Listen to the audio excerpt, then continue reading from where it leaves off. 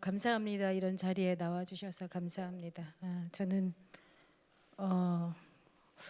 커피 브레이크 사역을 하잖아요. 강사 되면서 인준 받으면서 기도한 게 3가지였거든요.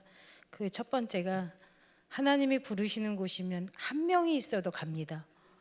그런데 인준 받자마자 후쿠오카에서 연락이 왔어요. CCC에서 사모님 오셨으면 좋겠다고. 그래서 가겠다고 그랬는데 배 타고 오시래요. 요즘 누가 배 타고 다녀요. 근데 어떻게 가겠다고 했는데 어디든지 가겠습니다. 그래서 배 타고 갔어요. 근데 갈 때는 커피 브레이크에서는 소그룹 인도자를 함께 데려가야 되거든요. 인도자가 함께 갔는데 이 사모님들 다 경제적으로 바닥이에요. 걱정하지 말래요. 그러더니 자기네 카드로 자기네들이 다, 그리고 어떻게 배를 타고 가냐고, 우리 그냥 카드로 비행기 타고 가자. 그래서 비행기 타고 갔습니다. 가가지고 거기서 강의를 하고 왔는데 이거 통역을 하니까 시간이 막 2배나 걸리는 거예요. 그래서 다 끝났어요. 딱 거기서 헤어지는데 그 CCC 교단에서 딱 사례비를 주는데 이 따라간 사모님들 비행기 값, 제 건 안 나오고 그렇게 다녀온 적이 있는데 와, 기도 잘해야겠다 이런 생각을 했습니다. 오늘 여러분 잘 오셨고요. 오늘은 모든 교회에는 소그룹이 있습니다. 근데 셀, 목장, 또 사랑방, 구역 여러 가지 명칭들이 있지만 조금 시스템이 다르지만 그 각각의 소그룹이 갖고 있는 본질은 오늘 여러분에게 나눠드리는 이것입니다. 그래서 여러분이 목장을 하시면 이제 다음 주부터는 목사님들이 들어오셔서 교재를 가지고 이제 안내를 해드릴 텐데 그걸 보시면서 그 안에 이런 제가 오늘 말씀드리는 것들이 나올 수도 있고 안 나올 수도 있는데 모든 소그룹에서는 이 내용이 가장 기본이라는 걸 아시고 여러분들이 목장을 잘 꾸려가시면 되겠습니다. 여러분 혹시 제가 오늘 질문 많이 할 거예요. 그리고 빨리빨리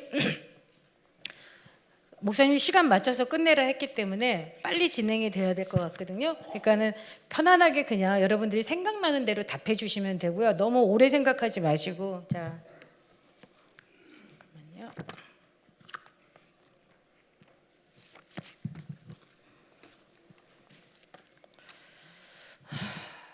가장 슬플 때 혹은 가장 기쁠 때 생각나는 사람이 누구인가요? 어머나, 아무도 없으셔? 네, 여성분들은 있을 텐데 가장 슬플 때 혹은 가장 기쁠 때 생각나는 사람. 엄마, 네, 우리 다 통하는 말이죠. 여성들. 우리 어떠세요? 남성분들은 어떠세요? 누가 생각나세요? 아빠. 정말 내 사업이 내일 부도날 지경이에요. 다 집이 완전히 바닥을 치고 있어요. 그때 우리 남성분들은 아빠가 생각나시나요? 와, 그래요, 장로님? 그러니까 안타까운 마음에서 자식이 생각나는 거죠. 네, 결론 미리 말씀드릴게요. 우리 교회, 우리 그 목장 안에 목원이 대판 싸웠어요, 남편이랑. 여자들 그리고 집 나가면 갈 곳 있나요, 없나요? 근데 여러분, 남성분들이 있다고 다 얘기하시더라고요. 그러니까 나가지 마세요. 남성분들을 내보내세요. 네, 그때 갈 곳 없고 아무도 생각나지 않고 그럴 때 생각나는 사람이 우리 목장의 목자이어야 된다는 거예요. 목자가 어떤 사람이 되어야 된다는 거 아셨죠? 내 사업이 부도 직전이에요. 누구한테도, 이건 아내한테도 말할 수 없고 자식을 생각하면 마음이 무너지죠. 그때 생각나는 사람, 가서 울고 싶은 사람, 그 사람이 목자이어야 된다라는 것. 결론 말씀드리고 있습니다. 여러분 성경 한번 찾아볼게요. 결론이에요. 요한복음 10장 11절부터 15절입니다.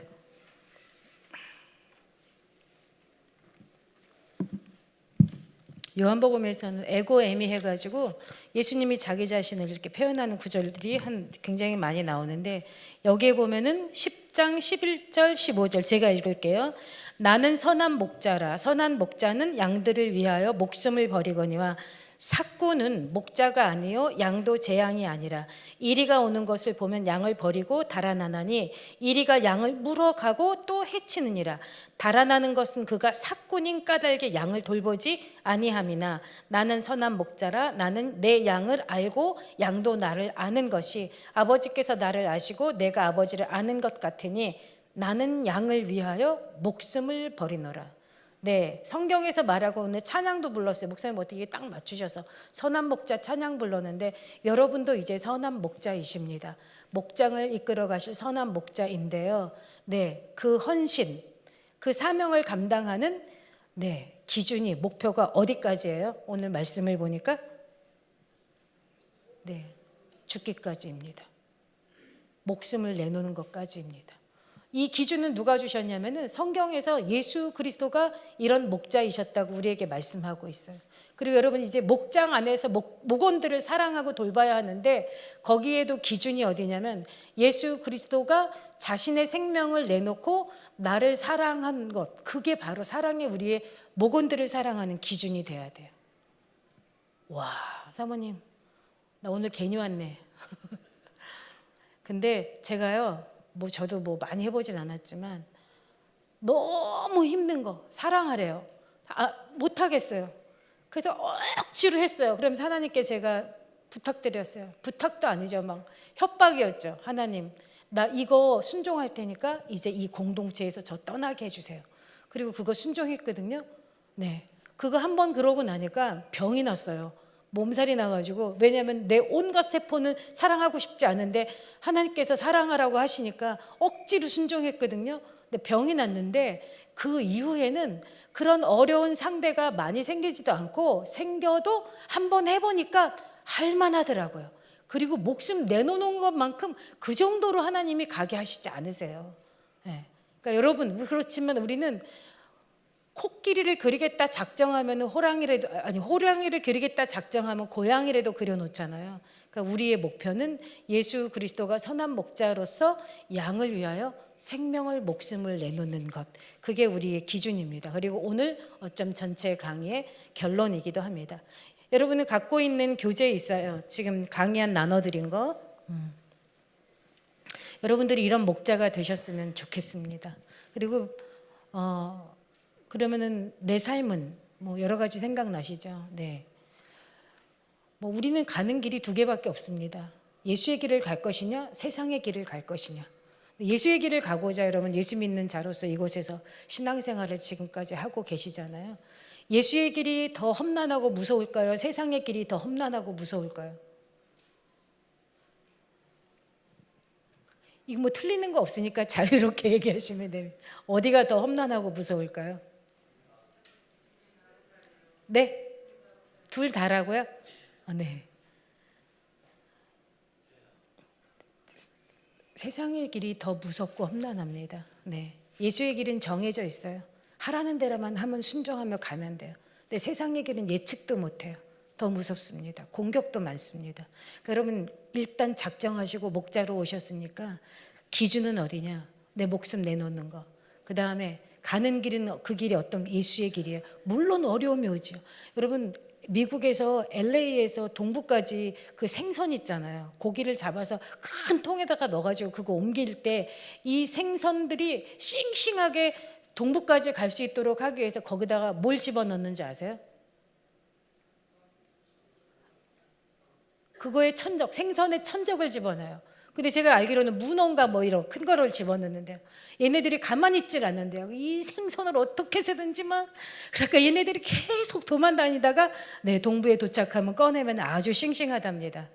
그러니까 우리의 삶에 예수의 길 가는 그 길에 고난이 오는 것은 그 물고기가 더 싱싱해진 것처럼 우리가 하나님 앞에서 더 강건하게 단대히 세워지는 것을 복으로 주시니까. 그리고 여러분의 사업장, 자녀, 그다음에 부모, 배우자 이런 모든 것들은요 다 하나님이 책임지십니다. 걱정하지 마시고 주를 위해서 달려가시면 하나님이 여러분의 남은 인생들은 여러분의 모든 관계하는 것들은 하나님이 책임지시니까 걱정하지 마시고 주를 위해 달려가시면 됩니다. 토끼와 거북이 이야기 아시죠? 네, 누가 이겼죠? 토북이? 토끼라고 그러기도 하고 거북이라고 하는가. 누가 이겼죠? 거북이가 이겼습니다. 왜 거북이가 이겼어요?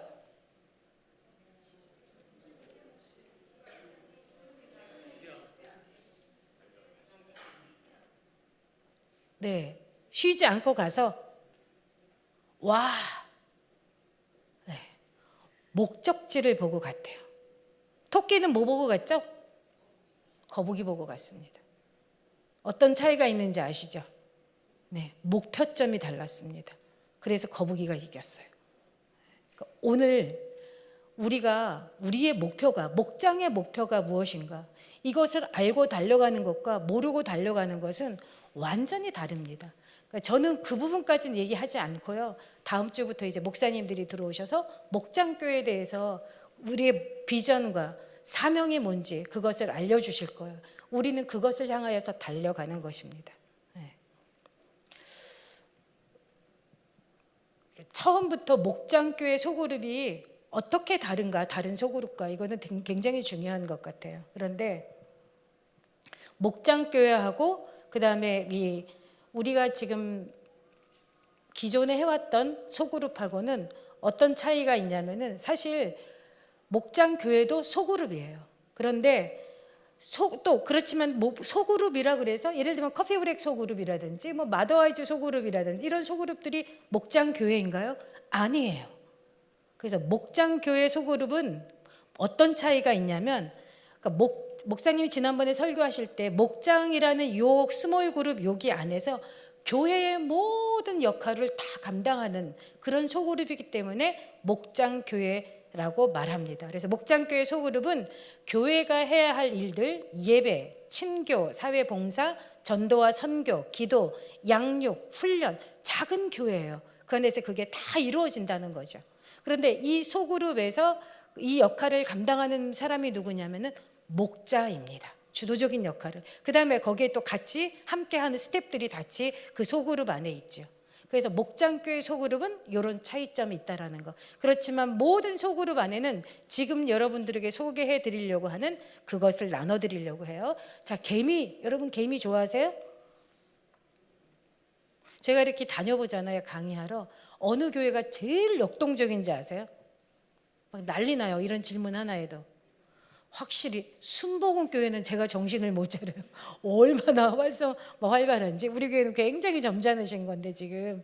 네, 개미가 막 떼를 지어 막 가는 거 보셨죠? 막 가는 거 보셨죠?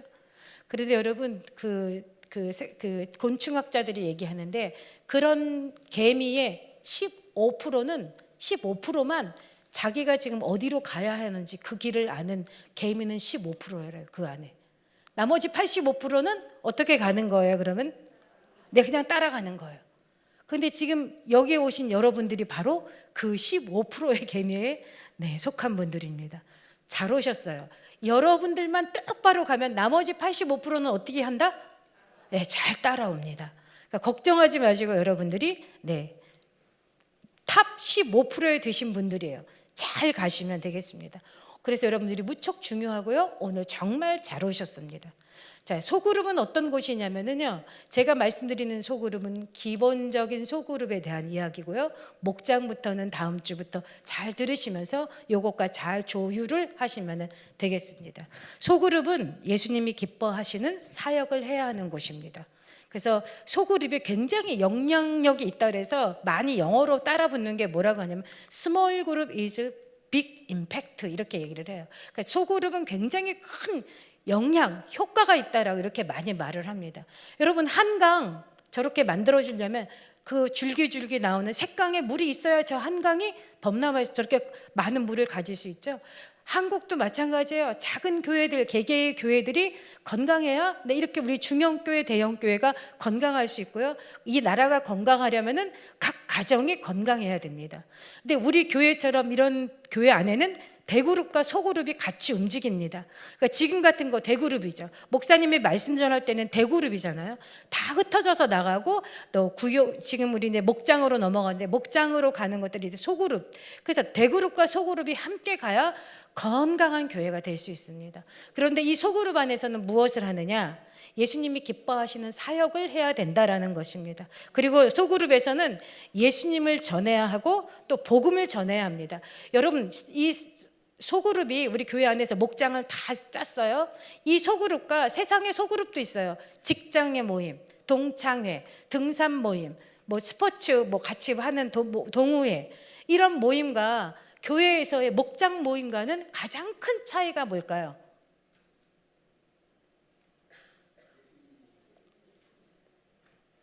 가장 큰 차이는 교회에 예수 믿는 하나님의 사람들이 모인 그렇게 해서 형성된 소그룹에는 생명이 있다라는 것입니다.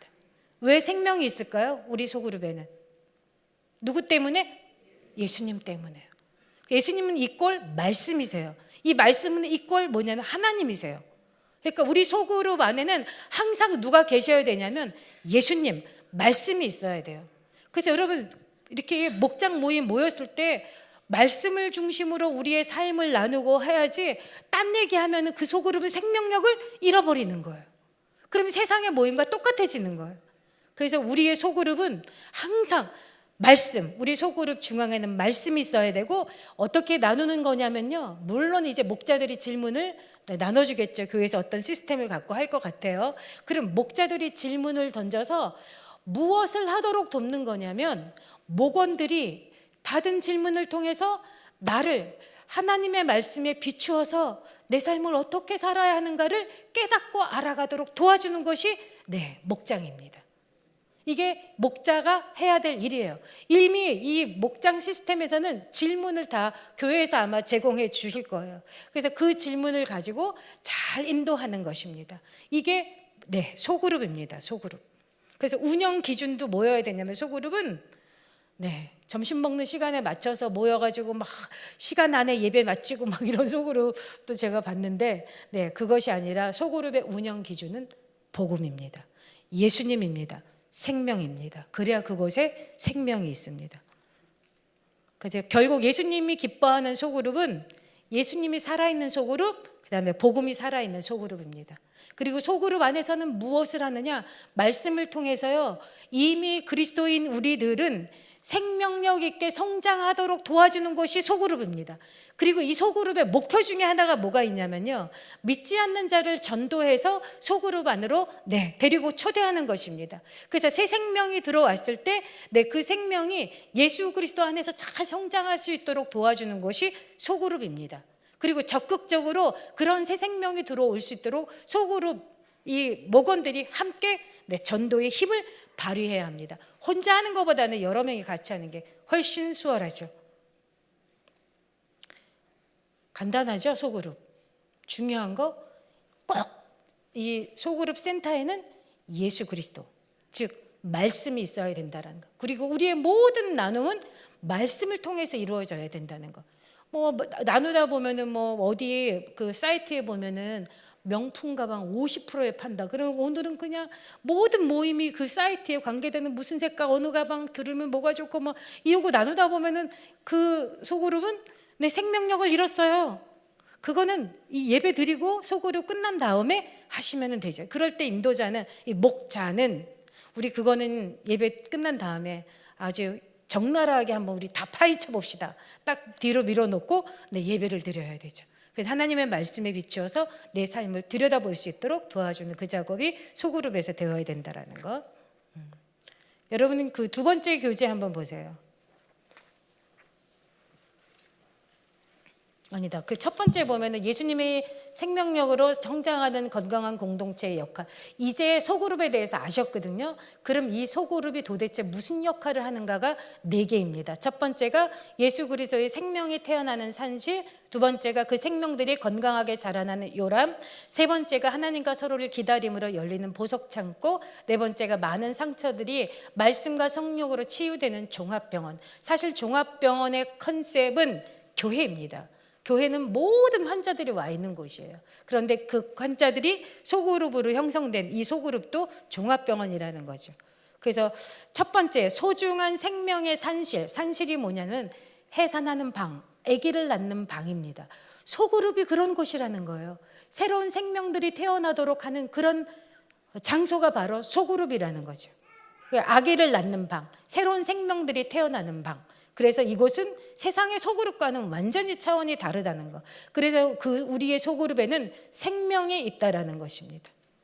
그래서 우리가 모인 이 소그룹에는, 왜냐하면 예수 그리스도를 믿는 그리스도인들이 모인 이 소그룹 자체에는 각각이 교회이기 때문에 그 안에 생명력이 있다라는 거. 예수 그리스도 그분 때문에. 그래서 소그룹 안에는 생명이 있다라는 것은 뭐냐면요, 이게 소그룹이 유기체예요. 이게 무슨 뜻이냐면은 소그룹이 태어나요. 태어나면 자라요. 자라면 나이가 들죠. 나이가 들고 나면 어떻게 돼요? 네, 죽기도 하죠. 근데 죽는다는 표현을 안 쓰고 소그룹에서는 분가한다라고 표현합니다. 그래서 유기체예요. 이렇게 생명력 있게 움직여진다는 거예요, 소그룹이. 그래서 중간에 어떨 때 보면 소그룹이요, 와야 되는 경우도 있어요. 괜찮아요. 그럴 수도 있어요. 그러면 다시 부교육자님들께서 알아서 또 서로 새로운 편성을 하시겠죠.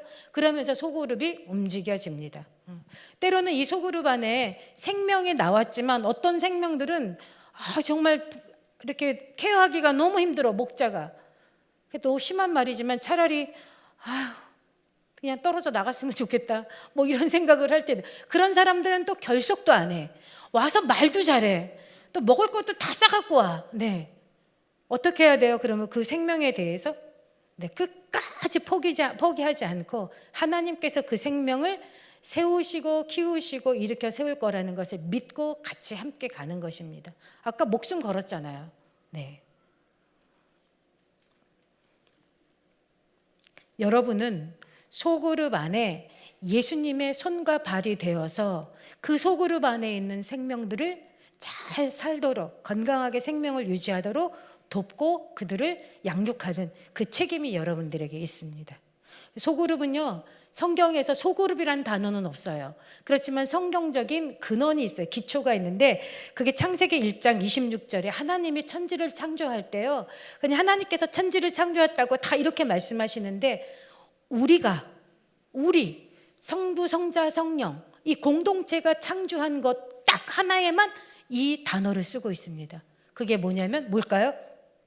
사람입니다.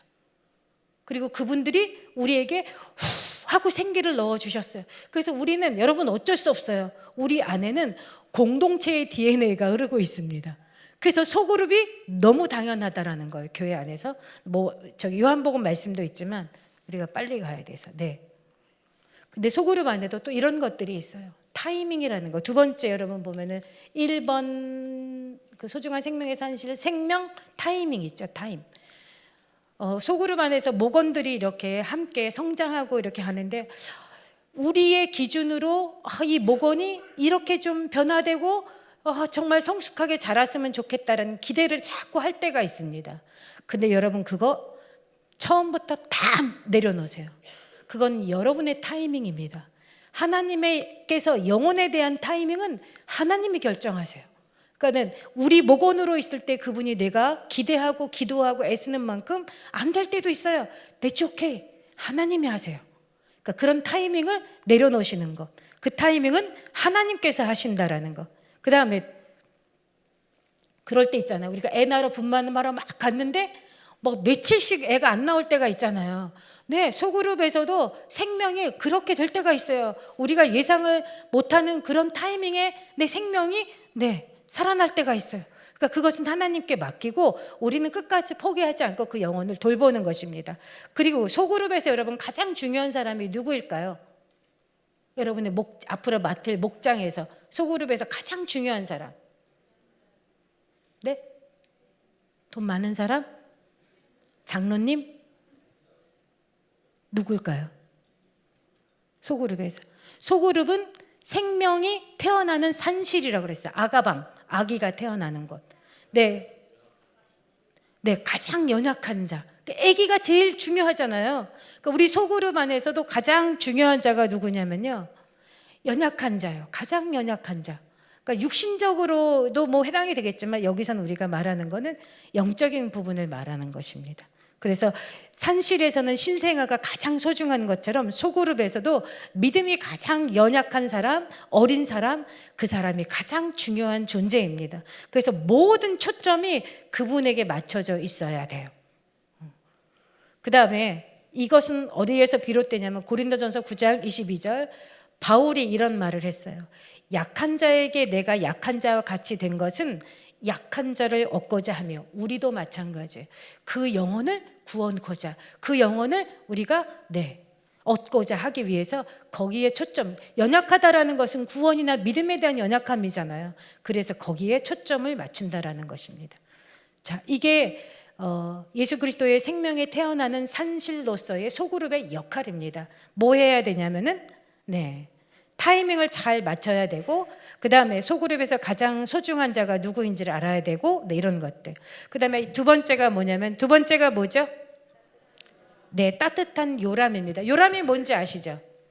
그러니까 한번 이렇게 뒤져보니까 아기들 침대 있잖아요. 거기 이렇게 침대입니다. 그래서 젖먹이를 눕히거나 앉히거나 흔들어서 즐겁게 하거나 하는 그런 침대 같은 곳입니다. 그런데 이 요람뿐만 아니라 요람을 두는 그 모든 장소에 대해서도 우리가 함께 생각하면 좋습니다. 여러분, 아기를 담아놓은 우리 여성분들, 아기를 딱 눕혀놓은 요람은 가장 기본적으로 무엇이 지켜져야 될까요? 어때야 돼요? 애기 엄마를 해서 금방 알아요. 돌잔치 했거든요, 얼마 전에. 일회 돌잔치. 중요한 거 말씀해 주셨어요. 청결해야 돼요. 여러분, 우리의 소그룹은 정결해야 돼요. 깨끗해야 돼요. 여러분, 애들이요, 애기 방이 깨끗하지 않으면 무슨 일이, 더 어려우면 무슨 일이 생기냐면 애기들이 병에 걸립니다. 질병에 걸린 아이들은 잘 자라지도 못합니다. 아픈 아이들은. 소그룹도 마찬가지예요. 소그룹이 정결해야 돼요. 사모님 정결하다는 게 그럼 뭐 비누로 씻어야 되나요? 뭐 어떻게 해야 되나요? 어떻게 하는 게 정결한 거냐면요, 여러분, 소그룹 안에서는 성도들이나 말씀을 중심으로 가는 소그룹이어야 생명력이 있거든요. 근데 그 안에서 다른 직분자나 교회 비판이나 목사님에 대한 것이나 어떤 성도에 대한 것이나 비판하고 욕하고 이런 것들은 절대로 안 됩니다. 그러면요, 그 소그룹은 더러워집니다. 정결해지지가 않아요. 더러워지면요, 어떻게 되는지 아세요? 이런 분들이 있어요. 그렇게 막 어떤 험한 소리 막 하고, 그러면은 이제 여러 가지 눈치가 보이니까, 뭐 그럴 수도 있지, 뭐 이렇게 반응을 보이는 분들이 계세요. 이분들 조심하셔야 돼요. 그런 반응은 그 말을 한 사람을 더럽게 하고 이 소그룹도 더럽게 합니다. 아이들이요, 좀 기어다니고 하면은 자기 그 침대에 있는 방 막 다니다 보면은 방바닥에 떨어져 있는 거 먹을 거 잘 구분해서 집어먹나요? 다 집어먹어요. 아무거나 다. 똑같습니다. 우리 소그룹 안에 정결하지 않은 소그룹이 있는데 새신자, 초신자, 믿음이 연약한 자, 20년 다녀도 믿음이 연약한 분들이 계세요.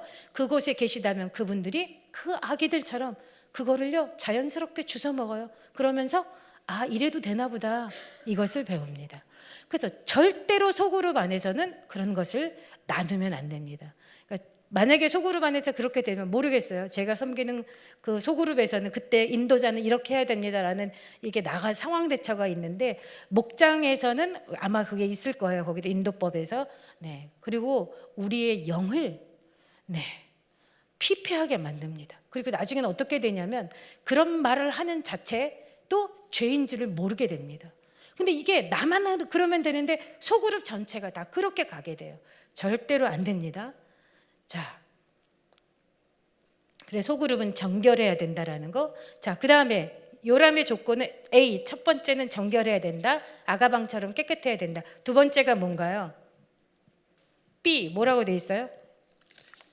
따뜻한 요람은, 요람의 조건 A는 지금 말씀드린 것처럼 뭐예요? 정결해야 된다. B는 뭐냐면요, 편안하고 안전하고 따뜻한 곳이어야 돼요. 그래서 여러분, 편안하려면은 이 소그룹을 한번 딱 경험했어요. 근데 그 다음 주에 가기 싫어요. 안 가고 싶어. 그런 일이 일어나는 대부분의 경우가 뭐냐면은 그 소그룹이 아까처럼 정결하지 않은 것.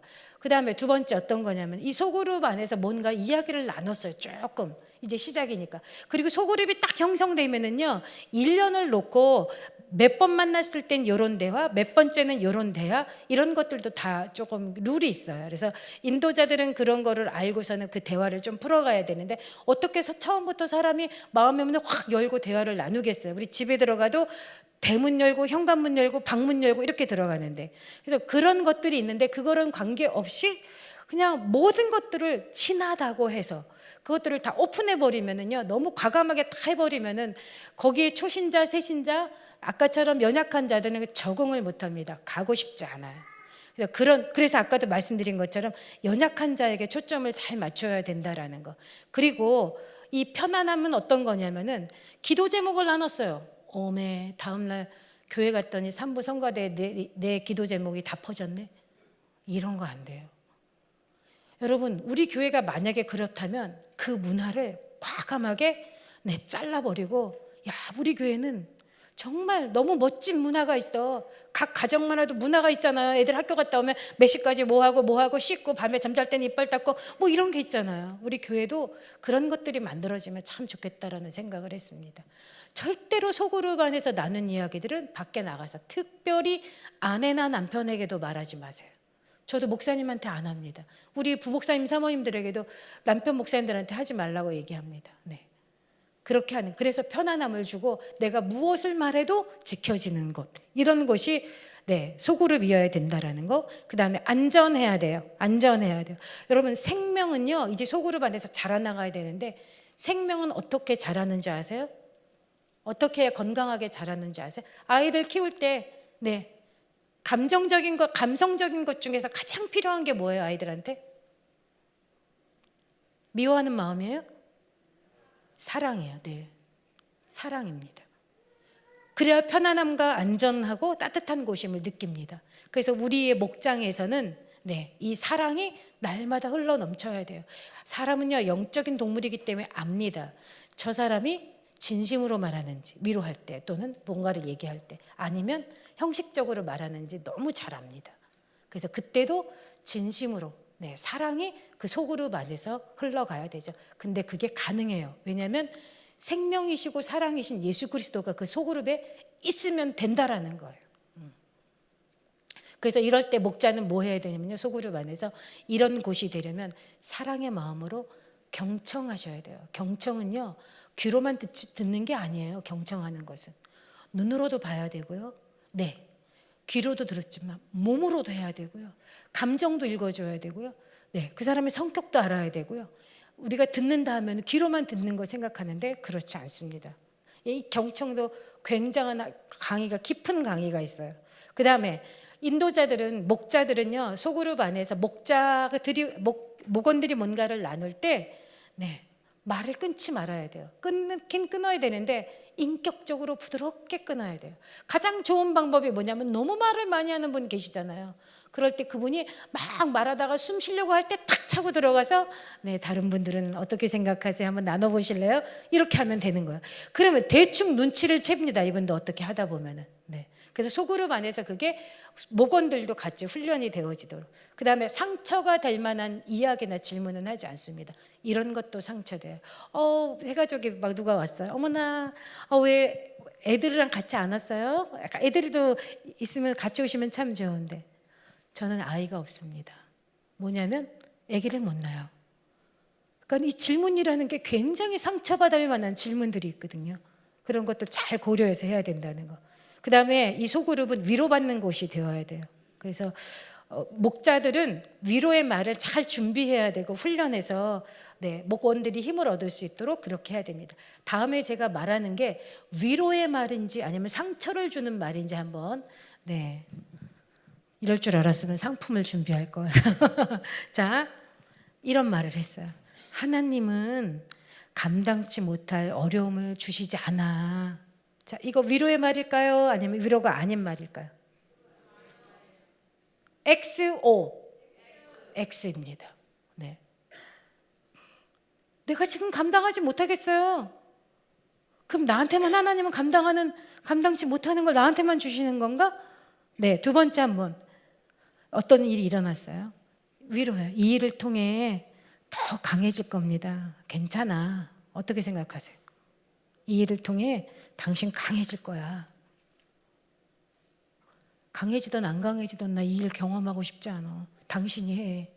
네. 그러니까 어떤 말이 위로가 되는 말인지 공부하셔야 돼요. 자, 이 모든 일이 이거 한번 보세요. 이 모든 일이 더 잘 되려고 생긴 거야. 이 어려움이 잘 되려고 생긴 거야. 이 말도 곤란해요. 차라리 이런 말을 하려면 이렇게 한번 해보는 거 어때요? 잘 들어보세요. 집사님, 왜 이런 일이 생겼는지 정말 이해가 저도 안 되네요. 어떻게 이 힘든 일을 감당하고 계시는 거예요? 너무 힘드시죠? 제가 어떻게 도울까요? 이렇게 해야 된다는 거예요. 자, 이거 한번 보세요. 가족을 이제 너무 밥도 안 먹고 막 이렇게 힘들어요. 가족을 생각해서라도 강해지셔야 됩니다. 강해져야 돼요. 이거 위로가 되는 말일까 아닐까요? 네, 아니라고 너무 네, 이렇게 한번 바꿔봤어요. 집사님, 자식도 중요하고 부모도 중요하지만 본인 건강 잃으면은 안 돼요. 조금이라도 드시면서 주무시도록 한번 해보세요. 그리고 무슨 하실 말씀이 있으면 언제든지 저에게 연락하세요. 네, 이렇게 가는 게 훨씬 낫겠죠? 예를 들면 또 이런 것들, 마음을 강하게 먹으면 다 이겨낼 수 있습니다. 뭐 이런 거. 그 다음에 이런 거 있어요. 예전에 자기가 살아온 세월로 압력을 주면서 밀어붙이는 그런 위로의 말이 있는데 좋지 않은 거. 나도 다 해봤어. 나도 다 경험해봤어. 제가 미국에서 목사님 유학 시절에 이제 어떻게 하다가 임신이 됐는데 유산이 됐어요. 그리고 쉬었다가 딱 교회를 갔는데 권사님들이 막 오면서 사모님 힘들었지? 그러면서 뭐라 그러면 저 깜짝 놀랐어요. 난 4번이나 했어. 괜찮아. 네, 그건 위로가 안 됩니다. 그러니까 목자는 어떻게 위로해야 될지를 좀 공부하시고 그런 것도 준비하는 게 좋겠어요.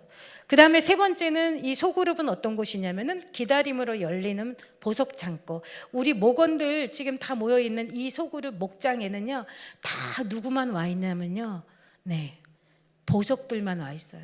근데 내가 보니까 다 돌멩이야. 하나도 쓸모가 없는 돌멩이들만 와 있어. 근데 여러분 아시죠? 보석이 어디에 박혀 있죠? 돌멩이에 박혀 있어요. 근데 그 돌멩이를 보석으로 만드는 분은 누구시냐면 성령님, 말씀, 예수님, 하나님이 하십니다. 그럼 우리 목자의 역할은 무엇인가요? 기다려주는 거예요. 사랑하는 마음으로 기다려주는 거예요. 이분들이 그 숨겨진 보석이 드러나도록. 무엇을 통해 드러나냐면 말씀을 통해서 드러나요. 시간이 걸려요. 내가 이 사람을 섬기는 목자일 때 이 사람이 전혀 아무 낌새도 안 보이고 다른 목장으로 가버렸어요. 걱정하지 마세요. 아까 하나님의 타이밍 말씀드렸죠? 그곳에 가셔. 또는 거기서 안 될 때도 있어요. 와, 정말 대단하다 막 이럴 수 있는데 어디선가 가서 하나님의 타이밍에 하나님이 그를 보석으로 만들어 놓습니다. 그러니까 우리는 돌멩이로 보는 그 관점을 버리고 저 속에 숨겨진 보석, 그것을 보는 관점을 가져야 될 것 같아요. 자, 여러분 기다림은요, 여러분 언제 기다리세요, 여러분?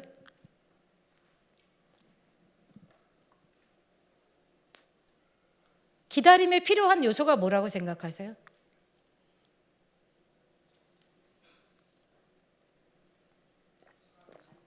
누가 말씀하셨어요? 이쪽. 네, 집사님. 희망. 네, 좋은 표현인데 더 정확한 표현으로는 사랑입니다. 여러분 자식들 기다려 주시죠? 손주 어떠세요? 제가 손주 보니까 완전히 너무 행복해요. 걔만 볼 때마다. 사랑입니다. 그러니까 기다려 줄 줄 아는 사람은 사랑할 줄 아는 사람이에요. 그래서 목자는 목원들을 위해서 그 보석이 드러날 때까지 기도하면서 기다려 주셔야 돼요. 무슨 마음으로? 사랑하는 마음으로.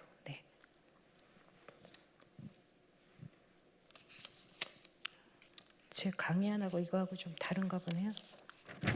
그 다음에 뭐예요? 진정한 위로라는 거는 아까 샘플로 말씀드렸죠? 그 다음에 기다림에 대해서 얘기했고, 기다림의 사랑, 그건 굉장한 힘이 있다라는 거예요. 그리고 그러니까 목자는 좋은 질문을 통해서 여러분 그 보석이 드러나게끔 해줘야 돼요.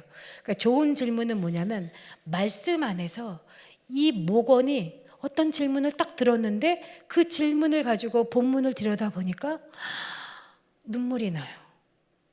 제가 했던 가장 감격스러운 소그룹 인도는 어디 노회 사모님들 그룹이었어요. 딱 갔는데 제가 질문을 던졌는데 어떤 사모님이 울기 시작하는 거예요. 내가 뭘 잘못했나, 내가 여기 괜히 왔나 보다, 나하고 이쪽은 잘 안 맞나 보다 막 이러고 있는데 제가 그냥 솔직하게 물어봤어요. 사모님 왜 눈물이 나세요? 그랬더니 질문이 너무 은혜롭대요. 네. 그러니까 질문 하나만 잘 던져도 그 돌 속에 안에 숨겨진 보석이 드러나는 그 일들을, 마음의 문을 열고 말씀을 보는 그 일들을 해준다라는 거. 그래서 좋은 질문, 절대로 목자들이 하면 안 되는 거 들어보세요. 설교하면 안 돼요. 목사님들 제일 못하시는 게 이거예요. 소그룹에서 설교하시면 안 돼요. 뭐 여기 계시는 분들은 또 자신의 생각과 자신이 이렇게 끌고 가려고 하는 그것에 대해서 주입하려고 하면 안 돼요. 그 다음에 설명하시면 안 돼요. 그 다음에 또 이것도 굉장히 강력한 권면인데 가르치려고 하면 안 돼요. 가르치는 분은 누구시냐면요, 설명하는 분, 주입시키고 모든 걸 하시는 분은 말씀, 성령님이 하세요. 우리는 그냥 사랑으로 보듬어주면서 안내만 하면 돼요. 안내의 방법은 뭐냐? 신방하고 기도해주고 질문하고 다독여주고, 가장 좋은 안내, 반응을 보이는 거예요. 여러분 대화할 때도 만약에 목원들이 무슨 얘기, 예를 들면 자녀하고도 엄마 나 리사 오늘 밥 못 먹었어 그러면은 밥 못 먹었구나 이러면 대화가 돼요.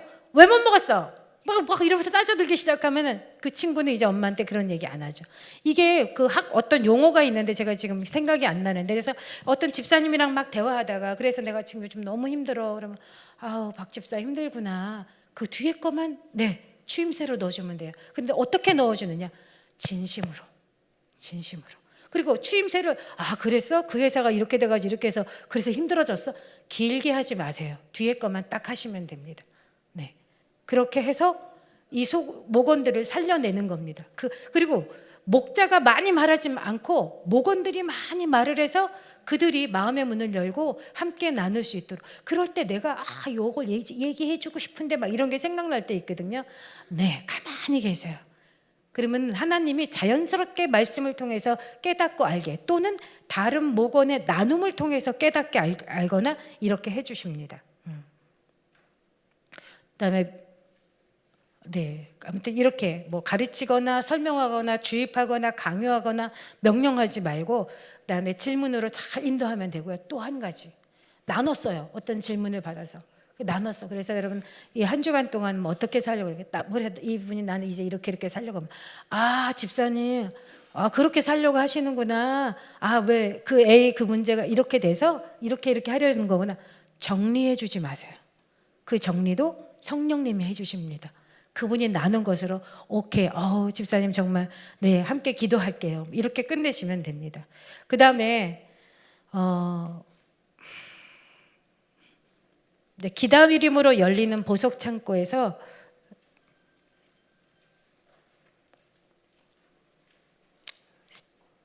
좋은 질문, 마음을 묻는 질문. 그 다음에 뭐예요, 여러분? 그 강의 안에는 저는 경청은 예술이라고 생각합니다. 이건 기술이 아니에요. 왜냐하면 제가 최고로 경청을 많이 해본 시간이 부산에 있을 때인데, 거기 해운대에 고층 아파트들 있잖아요. 목사님이 거기 교구 담당이었어요. 근데 누가 시아버지가 돌아가셨는데 너무 혼자 계신다고 저보고 가보래요. 근데 그 집사님의 별명은 선글라스 집사님입니다. 왜냐하면 그 집에 딱 가봤더니요, 90평인가 돼요. 2명이 사는데. 그런데 통유리로 쫙 되어가지고 해운대 바다가 햇빛을 받으니까 반짝반짝반짝 하니까 그게 눈에 가장 안 좋대요. 그래서 이분은 항상 이따만한 쓰고 있는데, 제가 딱 갔더니 이따만한 거 쓰고 있더라고요. 그리고 온천지에 알 중에서 제일 큰 알이 뭐죠? 무슨 알인지 아무튼 그 알에다가 막 금방 막 이거 쫙 해놓고, 그러니까 저하고 완전 삶의 차원이 달라요. 딱 갔는데 너무 힘든 거예요. 왜냐? 뭐 때문에 힘드냐? 재산 때문에. 엄청난 부자거든요, 시아버지가. 아들이 하나밖에 없는데 아무튼 문제가 생겼어요. 그래서 그 힘듦을 얘기하는데 제가 몇 시간 들었냐면요, 내가 나중에 너무 듣다가 집사님 저도 선글라스 하나 주세요. 너무 그래서 6시간 들었어요. 6시간. 제가 딱 거길 나오면 내가 다음에는 절대로 이렇게 안 한다. 경청 너무 힘들다 그러고 왔습니다. 근데 경청은 예술인 것 같아요. 왜냐하면 사람의 마음이 녹아요. 잘 들어주면. 그리고 여러분 사랑하는 마음으로 듣잖아요. 여러분 그거 아세요? 과학적으로 이 까만 눈동자에서 빛이 난대요. 그래서 사랑하는 사람끼리 만나서 막 소곤소곤하면 눈도 예쁘고 다 예쁘게 보이는 게 다 그런 효과가 있는 것입니다. 네, 최고의 사랑은 뭐냐면 경청입니다. 경청. 네, 경청은 어떻게 하는 거냐? 예를 들면 잘 보세요.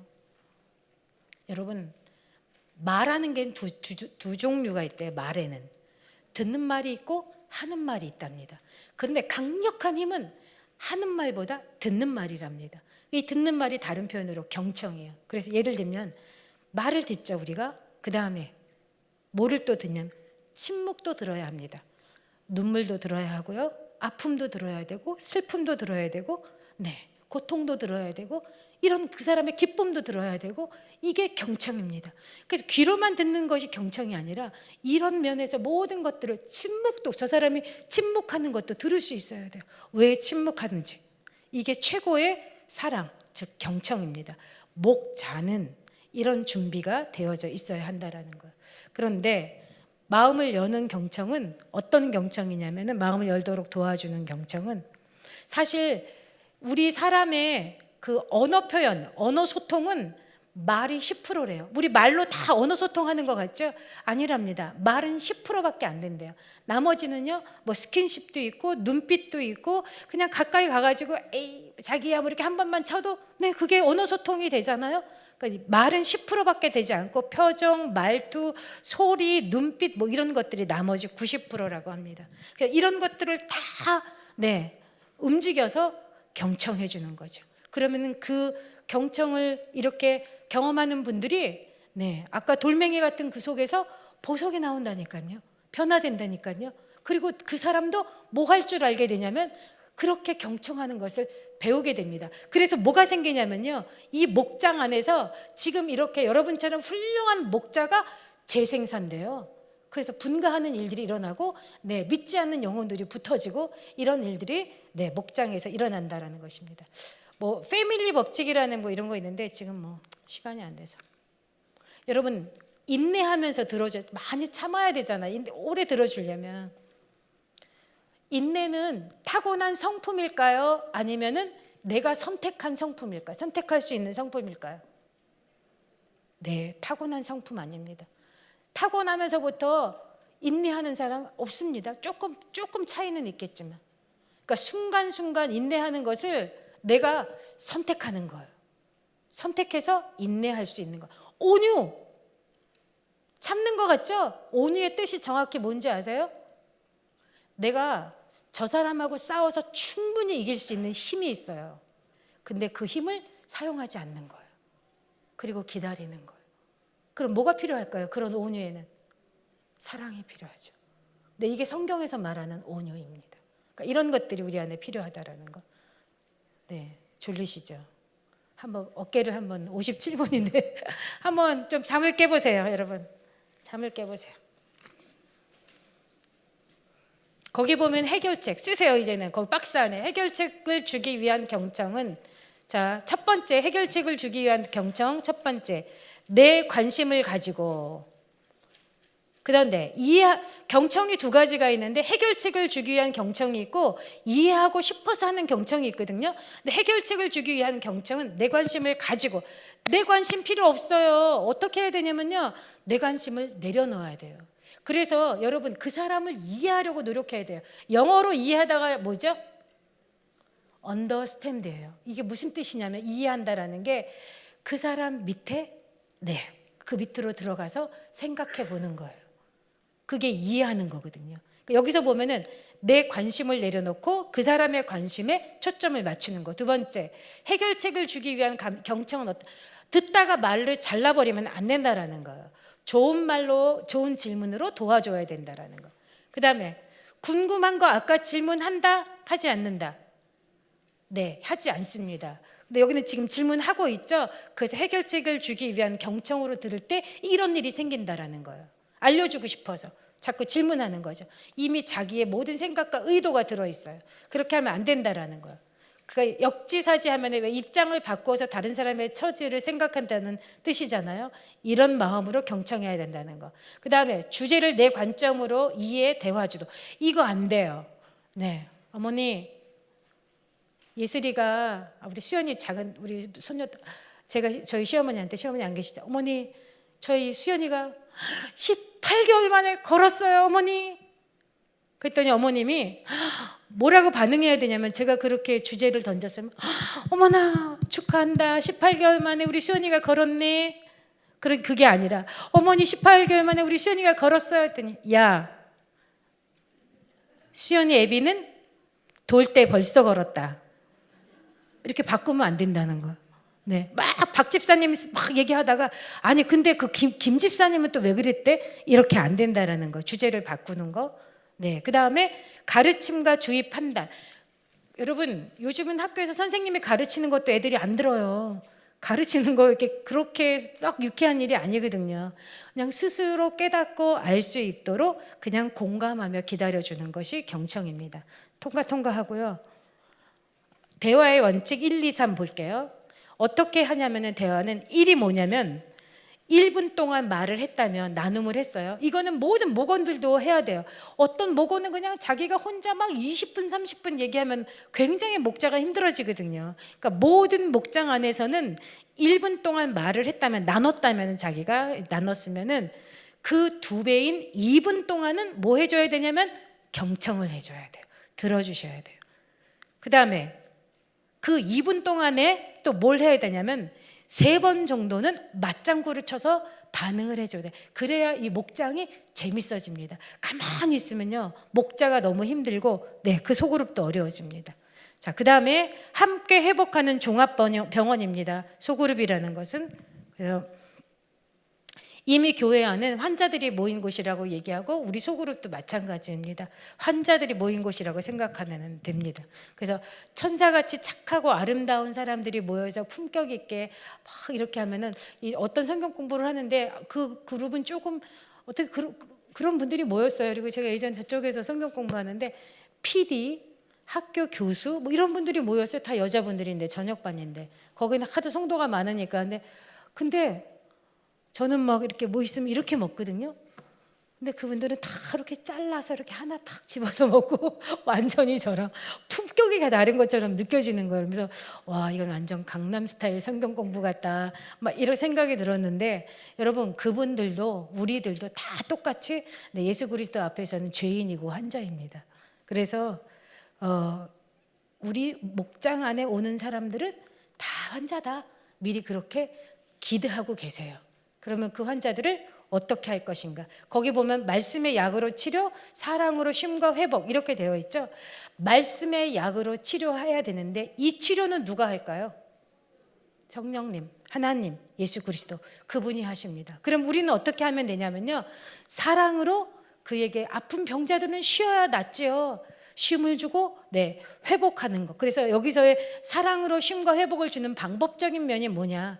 잘 들어주고 사랑해주고, 그다음에 맛있는 거 있으면 함께 가서 같이 가서 먹어주기도 하고, 우리가 뭐 밴데이지가 필요하면 밴데이지 붙여주기도 하고, 간호사와 그다음에 약사들은 약도 제공하고 간호사는 여러 가지 돌봐주잖아요. 비계도 다시 이렇게 베어주고 이불도 덮어주고 이런 것처럼 우리가 그 역할을 해서 어떻게 그 역할의 가장 중요한 게 뭐냐면 사랑입니다. 그래서 그가 영적으로 쉬고 회복될 수 있도록 그걸 돕고요. 말씀으로 치료하시는 분은 성령님, 하나님, 예수 그리스도이기 때문에 그분에게 내어드리고 맡겨드리면 됩니다.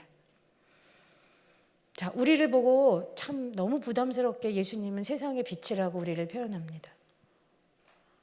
좋으세요? 부담스러우세요? 저는 부담스럽습니다. 여러분은, 목자이신 여러분은 빛이십니다.